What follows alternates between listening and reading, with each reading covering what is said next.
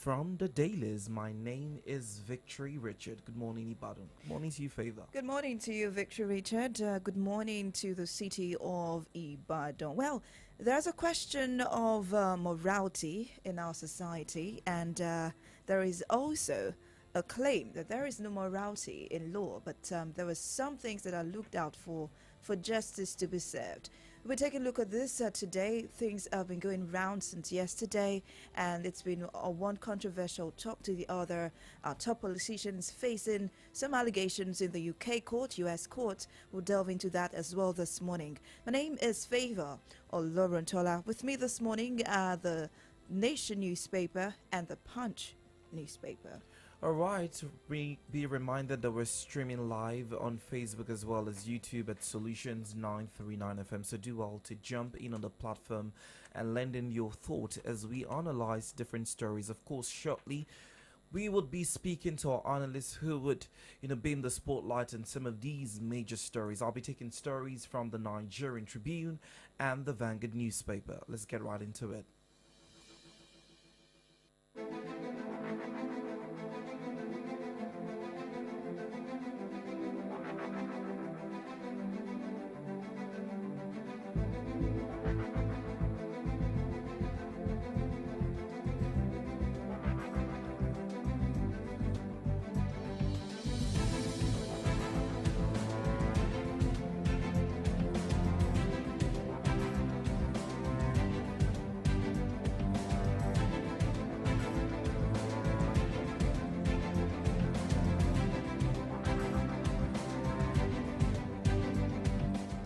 All right, on the front page of the Nation newspaper this morning, there is this written boldly: federal government votes 100 billion naira for high-capacity CNG buses.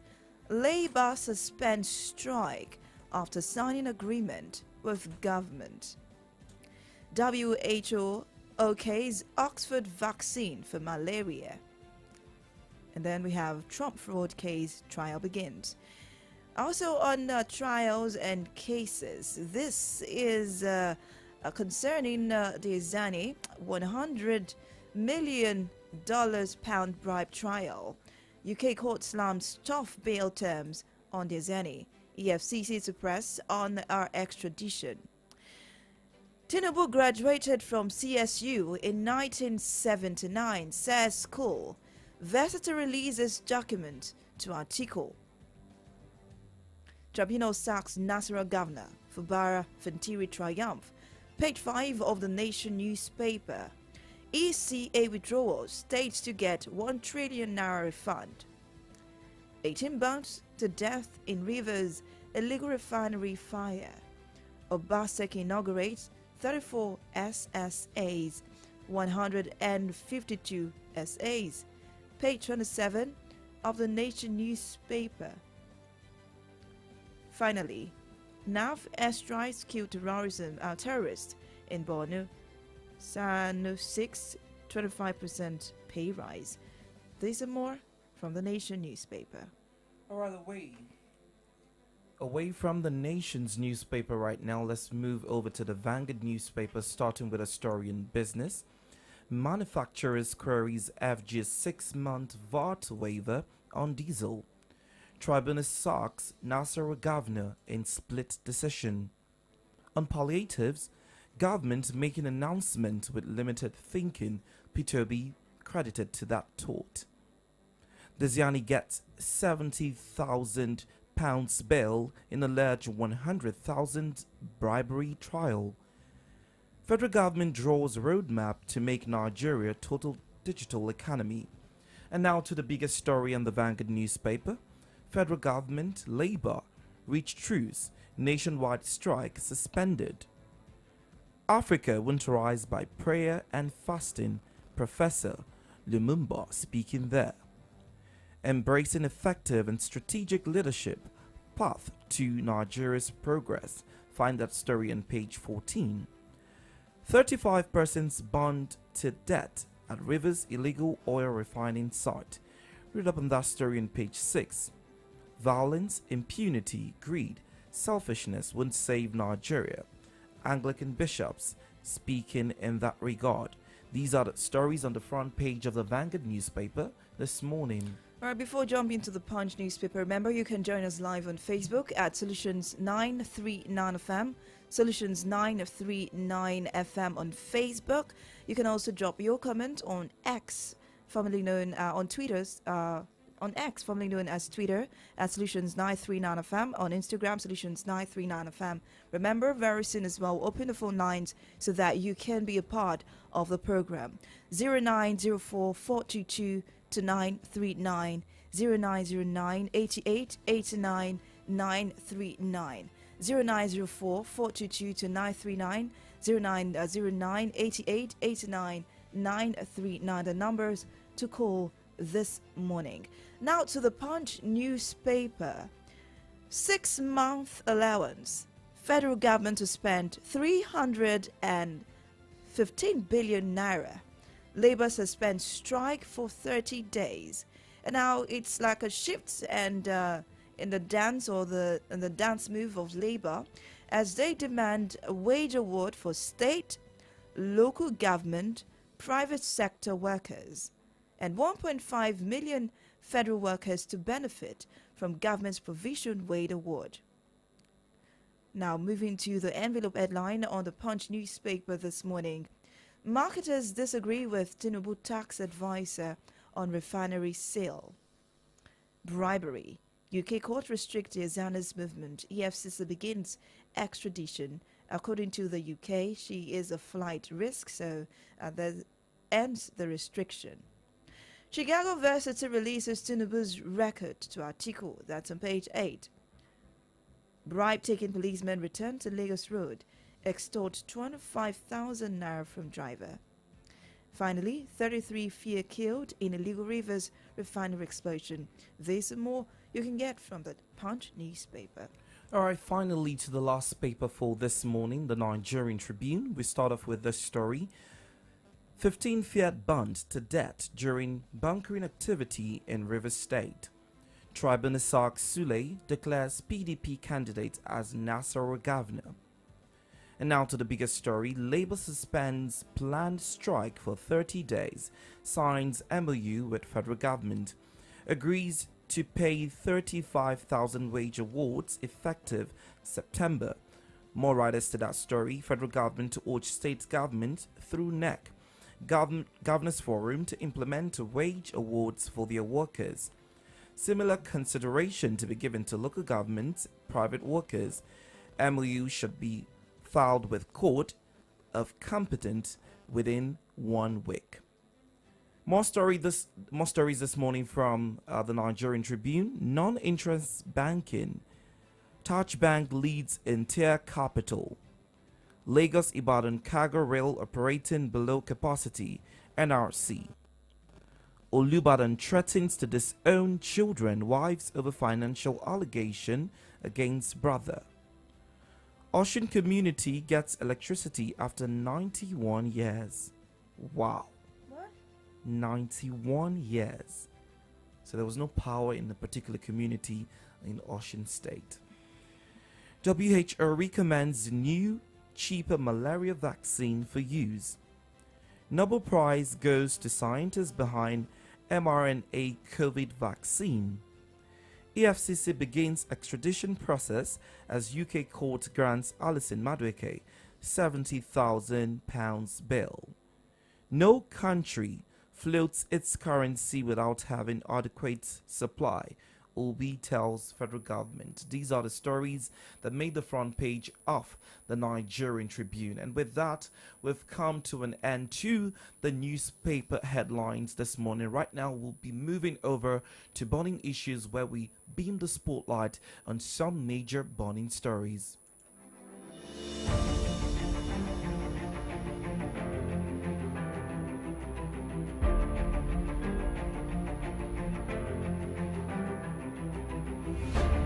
Reached certain agreements that inure to the benefit of the Nigerian worker. Agreements on wage committees, on salary increment, agreements on the CN bosses, agreement on several other things, I believe, both TUC, Labour, and government side. We expect that Labour will call a meeting of their various branches and executive to present the agreements that have been reached. And we pray and we believe and we hope that the strike will be called off on Tuesday. There was a lot of chatter on Twitter about the issue of low-income workers only falling into the category of the wage bill.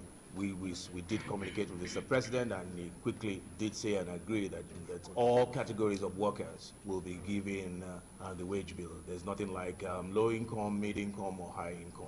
Labour and government are working, at least moving forward, in partnership for the good of the common man. That's important to understand. Well, you just listened to the voice of the Chief of Staff to the President, Femi Gbajabiamila, speaking in response to the planned strike by the NLC and the TUC, which was supposed to commence today. However, the strike was called off, or the planned strike has been called off due to the President's address during the course of our 63rd independence, with the new development of a 35,000 wage increase, and this strike has been suspended for a period of 30 days, hoping that the federal government and the NLC and TUC will reach further agreement regarding their demands for a better union. However, Nigerians have questioned the interest of the NLC and the TUC in this matter. Are they really fighting for the interest of the people, or they are fighting for the interest of their workers? Because we've seen over time that once a strike is suspended by, the NLC or the TUC, is with regards to a development that is beneficial to their workers, not generally the populace. Because the major reason for this strike is to find out ways that could cushion the effect of the removal of fuel subsidy. Now, this increase only affects workers, the civil servants, not private workers, right? So the 35,000 naira, for instance, myself and FAVOUR would not be beneficiaries to that. That is why the Labour is actually suspending the strike. We've had a shift of ground from the demands of the TUC and Labour. One of it is for the wage award for the local government, private sector workers, and state workers. So now it's a shift from the federal government workers. Now they've included state, local government, private sector. So in the next 30 days, we'll know what will happen concerning that issue. Well, I guess we'll have to keep our fingers crossed. Right now, we got some bills to pay. We'll be speaking with our analyst, of course, shortly, who would lend credence to the conversation. Just stay with us.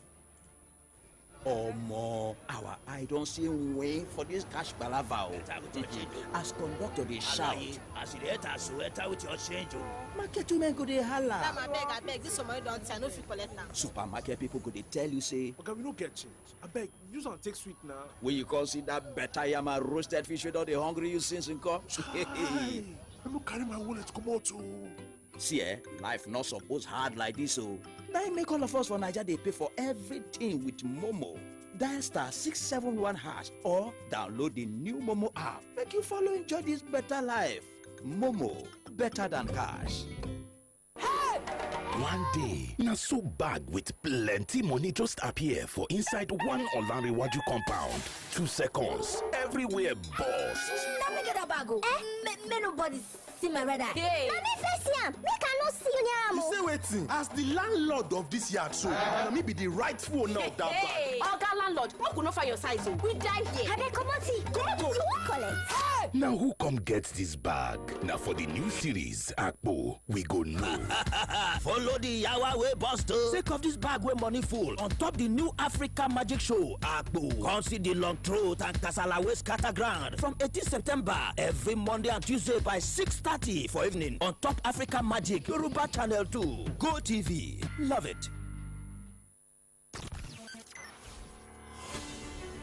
We break down the facts of news, delivering the latest information, playing the coolest of music, giving you the best of entertainment. This is 93.9 FM. We are the solutions. Come on. We are the remedy. Your number one remedy dial. Yeah.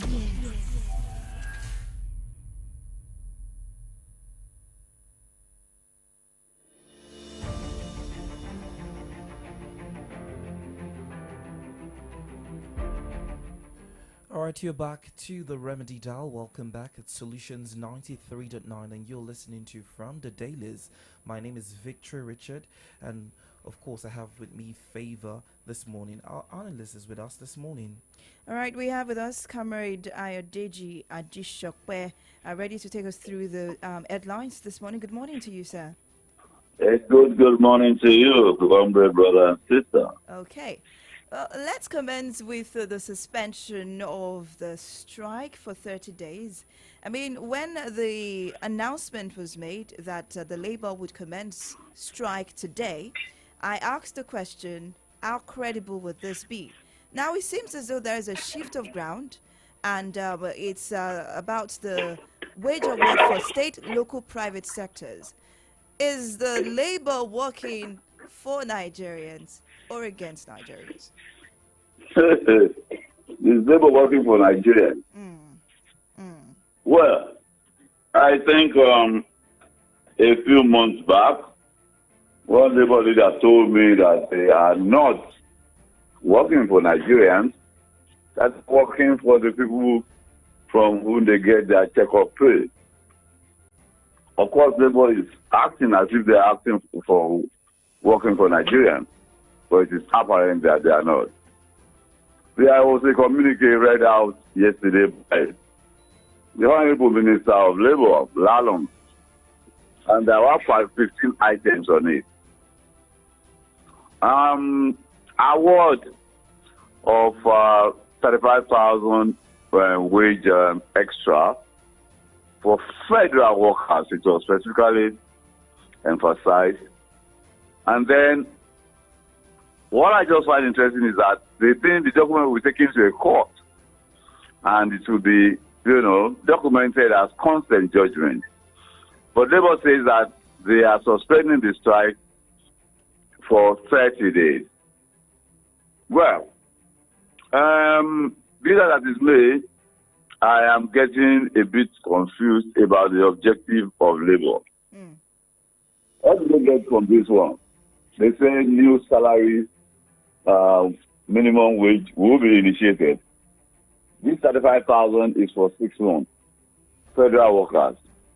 Well, we are in a federation. You cannot force the states to do what the federal is doing. But that would be a reason, a good one for some of the state governors to even do nothing. But that will be left to the state governments. Let's see how it goes at the state level. Let's see how the implementation goes. And let's see if consent judgment will be entered for that document. I told you earlier that there is not likely to be a strike. I think we were talking about this on Friday. Yeah, we were contemplating. And here we are. Labour, at the slightest opportunity, takes a dive. And that's all we have right now. Okay, you made mention of the state government. It's left to the state what they want to do. The local governments, we know that there is funds. But let's look at the private sector. If the Labour is demanding this for the private sector, can they afford this 35,000 naira addition for 6 months, looking at the economy of the nation? Well, you see, private sector, yes, some can afford it, but most cannot afford it. What is some paying even currently? They are even paying below the 30,000. And let me tell you, even the states are guilty. Most of them, which state is paying 30,000 minimum? When you say minimum wage is 30,000, it means the basic has to be 30,000. And then other allowances. But what they do is that they will say 15,000 and work out all the other allowances, and it will end up being 30,000. That is what is called minimum wage here. That is not the way it's supposed to be. Minimum wage is supposed to be the 30,000 basic pay and then other allowances. But here, it is the totality of the package. The private sector, like I said some time ago, most of the private sector blue chip companies, immediately there was an increase in PMS, their lower cadre officers, they knew that the new price of transportation will cripple them, so they already increased their salaries, of course, without making noise. But what happens to the medium and small scale enterprises that pay 20,000 and 25,000? If you pay 25,000, will you be able to pay 35,000 as extra? Certainly no. But let's see how the whole thing pans out. 1 month is just 28 days away. We'll now see what happens. All right, fingers crossed. Hopefully we get the result that we desire, and we don't see a case where, the objective, just as you've mentioned, of the NLC and TUC should be questioned. Let's talk about a major story of contention in the political space, which is the academic record of the president, Bola Tinubu. You would recall that he put out an objection to, the Chicago University for the release of his result. However, it was overruled and it has been released to, the presidential candidate for the People's Democratic Party, PDP, Atiku Abubakar. He's saying that there's been a case of forgery, and we've seen a lot of reports and stories on social media, which of course we shouldn't take that so seriously, because there's a lot of fake news and false information all over social media these days. But they released a couple of documents, his admission letter, not all that was requested by Atiku. But do you think with this new development will probably nip this whole issue of his academic record to the board, or we still have to wait for the legal judgment of Atiku's with this latest development? Certainly, we have not seen the end of it. Nobody is sure of what is in it and what is not in it, because there's so much going on in the social media space. Misinformation, disinformation, and outright falsehood. But be that as it may, at the time those records are brought to Nigeria, of course those records will be brought to Nigeria. For them to be applicable in a judicial setting, it has to be registered. So when it is registered, I'm sure then we're going to have the content of the official release of the content. I know by the time it is registered in Nigerian courts, we're going to have exactly what the contents are. And whatever those contents are, we'll have to wait and see the applicability of it. I said, I think on Monday that according to our laws, these are, what do they call them, pre-election matters. I think it's classified as pre-election matters. And of course, when you go to appeal to an appellate court, you cannot bring in fresh evidence. Exactly. So I'm wondering, because you can't submit that evidence to the Supreme Court, because the Supreme Court is not for the application of evidence. They are going to deal based of existing. So I'm really wondering how, because a lot of people have said, yes, Atiku is just, chasing shadows. Atiku is not chasing shadows. If there is any important information that Nigerians should be aware of in terms of discrepancies relating to what the president submitted, then, like he said he was trying to deepen democracy. And, of course, I think I said it earlier that if there's any discrepancy between what he submitted and what we have, now given to Atiku by this Chicago State University, that will be damaging. Okay. To the president. Okay. Well, it's funny you mentioned the Nigerian court when you giving your analysis on this issue. Yesterday, 12 o'clock, the Chicago State University or the court ordered the release of this result, and fast, within few minutes, a few hours, it was released. Now let's look at the obedience of law, rule of law. We want to compare and contrast at the moment. The obedience of the rule of law with the Nigerian court and the UK court. Let us do a comparison and a contrast here. There is no basis for comparison between the United States and Nigeria in terms of the rule of law, the application of the rule of law. Believe you me, what we have here is a rule of the jungle, where might is right. We have seen federal governments, state governments, state institutions totally disregarding the orders of court. Yes. That is a jungle, and that is where might is right. And of course, anarchy is what will result. In these societies, order is the name of it, and nobody is above the law. We saw the once almighty, powerful Desiani Alice Madueke yesterday in court in England. They are just a regular human being before the court. They are just treated the same. You see the symbol of justice, blindfolded, with his balance on the left hand and a sword on the right hand, blindfolded. But here, it is a different ball game. Before the court, you are just John Doe. You are not chief. You are not high chief. You are not Balogun. You are not His Excellency or Majesty. You are just John Doe. We don't see that in Nigerian system, actually, because it's evident in the UK system.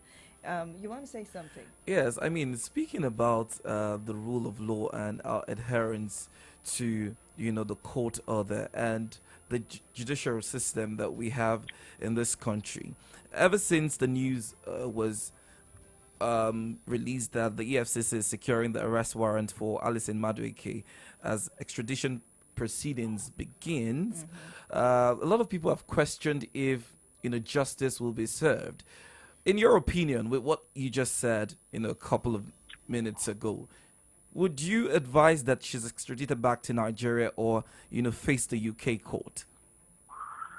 Of course, the UK court, you're on trial. She's on trial in the UK court. Yeah. And Nigeria is filing for extradition. No, we're not going to get it yet. They're going to be through with their own processes. Maybe when she's done with serving her sentence, then she can be brought back to Nigeria. And then, of course, you know what Ibori is currently going through. James Ibori got those number of years because he pleaded guilty. Because even if you waste the time of the court, if you are brought to court and you say you are not guilty, and they begin a trial and you are found guilty, well, God help you, you are going to get the maximum sentence that you are supposed to get. But if you just say, oh, my Lord, I'm guilty, you get a fairly good reduction. And then look at Ibori up till now. They are still in pursuit of Ibori to take even more money, more of his material resources from him. At the point, Ibori shouted that he was going to fight all the way. But you see, you're not fighting human beings. You're not fighting Justice X. You're not fighting the police. You're fighting institutions, faceless institutions. You don't see nobody. You don't get in contact with anybody. The whole thing is just automated. I don't know how you're going to fight such a system. In Nigeria, if a policeman usually wearing a tag arrests you and you are from Ibadan and he wears a tag that says Dauda Jimo, after some time you say, Mr. Dauda, Shebi Yoruba Kananiwa. There's nothing like that. We are dealing with individuals here. But over there, you're dealing with systems, institutions that work mechanically. They work the way they are programmed to work. Here, we subvert everything. In Nigeria, we think those who are corrupt are thieves. They're the ones that steal money. No, corruption is not about stealing. No, corruption is about, starts with subversion of processes and systems. It is that corruption of the system that leads to the monetary end of it. So I hope we are learning lessons, and I hope we will continue to evolve at 63. I like the fact that you mentioned corruption, because it was one of the lineup of questions I had for you this morning. Now, with the top flight or top politicians, top figures that we have facing trials, facing different allegations overseas. Now, and we say we're fighting corruption right here in Nigeria, and we all know how the system is going. My question is, can we ever, win this fight, win this battle against corruption?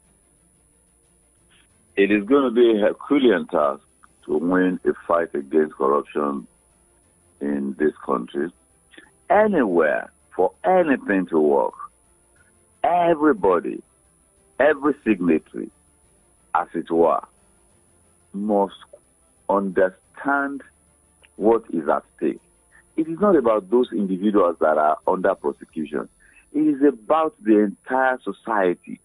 We live in a society that is governed by rules and regulations, and then some break, violate, even, jackboot those rules to their own advantage and to the disadvantage of the entire society. Such people must not be, within that space. They must be kept where people like that are. And you see, deterrence is a powerful force. You will see what they call balance of terror between the military nations, leading military nations. Because, I have nuclear bomb, and I know you have, and we know the destructive capacity of it. You will not use yours. I will not use mine. Nobody wants to get destroyed. So that is what happens between the law and the governed. When you know you will get punished, that is deterrence. But when you know you are likely to get away with it, there's no deterrence. And of course, everybody does what he likes. People do what they like in this country, from the man on the street to even the office of the president. That is just the way we are all constituted. That is the way we behave. We just don't care. We do what we like. I have been told when somebody breached the traffic light and I challenged the driver, and the guy in front of the cab told me, said, even our leaders don't obey.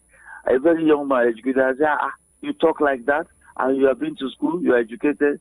I told him point blank, every investment in your education is a waste, and you constitute a danger, a living, active danger to others around you. Oh, well, we all have a role to play at the end of the day. Let's Of course, we all have a role to play. Let's move over to Nasarawa State. There was victory in the camp of the PDP as the Governorship Election Petition Tribunal overturned the election that returned Abdullahi Sule as governor of Nasarawa State. And of course, they were charged, according to, the respondent, the chairman of the tribunal, Ajayi Ezekiel, he said that the first, second, and third respondents failed to prove their defense. So he has ordered that INEC should retrieve the certificate of return given to Abdullahi Sule and issue another one to Dr. David Mbugadu. How did that turn out, just play out for you? Since 2000 and when we started having these judicial victories, you see, you will know from day one that our elections, they were not elections. In 2007, Obasanjo, former president, and described the election that was coming, to put Yar'Adua in office as a do-or-die affair. It happened to, it ended up being a do-or-die affair. That was when this president, Tinubu, started assembling lawyers to prove, fraud, multiple thumbprinting. And they succeeded with a number of states. They succeeded. We don't understand democracy. We don't. And how can somebody in a process, you go and put 1,000 or 10,000 ballot papers and you sit down and thumbprint it because you want this? What are we thinking? It's about popular vote. This man is popular. He's asking, people are asking, this is the popular one, put him there. If they don't want him the next time, take him out. But It is no longer about election, and it is about every election that we do. So that's why we have this high rate. And of course, what is the difference between the judicial space and the political space and then the legislative space? Everybody just try to do getting on the the one they call gravity train. You understand? And it was a 2-1 judgment, but it is a terrible dent on our democracy that courts have to overturn election. Election. One man, one vote. Why would there be so much malpractice or whatever discrepancy that will result in overturning it? But that case will still go to a higher court. Let's see what happens. Certainly, the lawyer to the loser, Sulia, said he is proceeding. He prefers the judgment of the minority judge. Of course, the other parties are saying it is a victory for democracy. When they win, it is victory for democracy. When they lose, it is a travesty of justice. Oh my God. It's a game of interest. That's what they call it. So if it's in your interest, you celebrate. If not... Yeah, it's a game of interest, no doubt, but it's not a game of robbery. You understand? Those are deadly games. When you rob people of their vote, that's robbery, you know. When politicians want to rob people of their legitimate votes.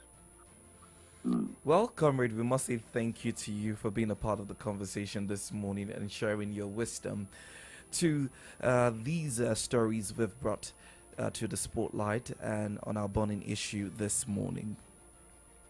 Always grateful for the platform. God bless you and do have a most fruitful day, my comrade brother and sister. The same goes to you, sir. Thank you very much. My pleasure. All right, we've been in conversation with Comrade Ayodeji Ajishope, and he has shed light on majority of the stories that was read this morning. The first one, we discussed the labor, the suspension of strike for 30 days, the demand for local government, private sector, and the state government for state government workers for the inclusion in the wage award. And we've also shed light on the confidence people have in the judicial system outside Nigeria. We also spoke about corruption and alpha it would take to fight and win this battle. It's our time for you to be a part of the program this morning. You can call into the studio 0909 88 89 939 and 0912 22 22 939, 0909 88 89 939 and 0912 22 22 939. Remember, you can also drop your comment on Facebook at Solutions 939 FM. Yes, of course. We're also taking comments via WhatsApp or regular text to 0904 422 2939, 0904 422 2939. Remember that your voice matter and you need to speak up so that the powers that be would know what you are saying and how well these statements of yours can be implemented. Be reminded that, of course, your thoughts must be in a very, very clean manner. So we'll start off with some messages we've received regarding, the NLC and TUC's suspended strike action, which was as a result of the 35 wage award given by the president during his independence speech. So we'll start off with taking a couple of response. Olariwaju here says, this labor thing is diversion and the activities is inimical to the average Nigerian. The best for Nigeria is to decentralize these unions. The activities have become a deterrent to the Nigerian progress. What is the value we get from public service for all the billions wasted? Another comment here from Kaidi says, I am not surprised by this action because they are not fighting for Nigerian, or the purpose or the reduction in price of goods the reduction in price of goods rather should be their point, not palliatives or salary increase or adjustment. Benson here says, I wasn't surprised. I knew this would happen.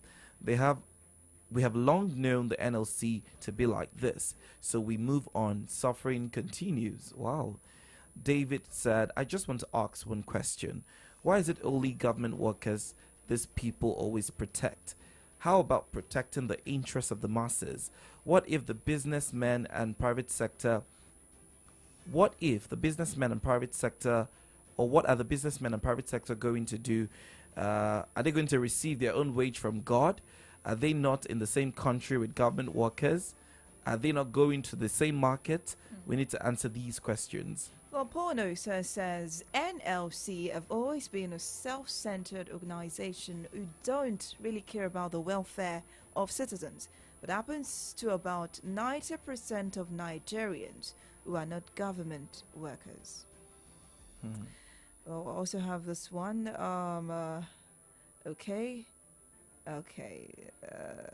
Let's see. Polo White, by 30 days, Labour will find out that it's all a wash. I mean, I guess we'll have to keep our fingers crossed and see if anything would change in that regard. Rena says NLC should demand more transparency in government. It shouldn't always be about workers' wages. Another comment here from Oluwaseun, and he says, I was never waiting for any strike. As a matter of fact, I had already prepared myself to resume work. As I send you this message, I'm at work. Fair enough. Thank you for that message and have a great time working for the government. Another message here says, this shouldn't be breaking news. As a matter of fact, I am more concerned with Tinubu's CSU document. If you don't stand now, Nigeria will one day pay you back in its kind. It is safe to say that it is today you deny the people's truth. One day, I'm battling with coherence on your message. Perhaps you want to send that back. All right, if this money will lead to a reasonable and immediate relief for Nigerians, then it's more than worth every kobo. Well, I don't want to read this out because it's like shaming, but let's just move away from that and still try to get your calls and more of your comments rolling in on Facebook, on Instagram, and on our X platform. The numbers to call are 0909-888-9939 or 0912-222-2939. We'll keep on with your messages. Some messages we've received this morning. And now we have some message here from John saying, this Diziani's case, I hope that she remains in the UK court. This extradition would just set her free in Nigeria. A messenger from Peter says, Nigeria is a place where we only do selective justice. During her time as Minister of Petroleum, we bought fuel at 86 naira per litre, and we have had excess crude oil account. In fact, during her time, NNPC do remit $3 billion every month. Now, no one is even talking about that. Another message from Dari says, really? Hope they jail her in the UK for some years, then bring her back to Nigeria and lock her up for another 30 years. She's one of those extremely corrupt individuals that massively messed up the Jonathan's government. We have another comment here, and this is from Biodun, and he says, Nigerian minister in court for fraud and money laundering. Another minister jailed for organ harvesting. President Tinubu currently involved in certification forgery and election rigging. Okay, that you cannot particularly say as a fact. And now you wonder why Nigerians are not rated in the Western world. We are full of news based off corruption. All right, thank you for your thought. This is a message from Ali, and he says, Nigerian criminal politicians always persecuted abroad. What is the job of the Nigerian EFCC? I guess that's why they're asking for an extradition to have her back in Nigeria. Okay, another message here from Shagun says, the nothing The Northerners who have no means of becoming rich except being a politician have looted the treasury. Okay, I don't know where this is targeted at, so I'll leave it at that. All right, this is from Chimele Moma, if I got that correct. If EFCC wants to fight looting, they should start from the man before getting to the Azani. Hashtag Alison Madweke. Well, we have other comments here as well concerning, really? Oh, really no trial. Wasted our public funds entrusted to you. That's a statement to Alison Madweke. Well, Aye Obe says, yes, there's a tendency to gloat over the plight of the Azani Alison Madweke, maybe because of not supporting the administration of which she was a member. But she was the first female leader of OPEC, and I suppose that was a matter of pride for Nigeria. But there is a question to the matter of Nigeria's pride at the moment. We have various, top individuals facing charges over there in the UK or in the US. Alison Madueke is a saint. This is from Tunde Tumba Ayo. Alison Madueke is a saint compared to some of her mates in crimes and criminality. EFCC should do more and intensify all their efforts in making those who have stolen our yams and converted them to porridge and pounded them for themselves and their families alone. All right, of course, we're still taking more comments. Remember, you can do that via the line 0904 422 2939. To call in 0909 888 9939 or 0912 222 2939. Nkechi here says document forgery is a serious offense and should be grounds for disqualification. Should be grounds for disqualification regardless of whether or not Tinubu attended Chicago State University. Attempting to downplay the severity of the issue only undermines the integrity of the process. Another message here says, this is from Stanley, they are trying to rewrite our constitution, which states that any form of certificate forgery committed by a person running for office, the person would be disqualified and sent to jail. Okay. This message is from Stanley, and he says, in a country where there is rule of law, Tinubu wouldn't have been on the ballot because he did not meet the requirement. But Nigeria, being a lawless country, allowed him to be on the ballot, while Mahmoud Yakubu, I'll leave that message at that.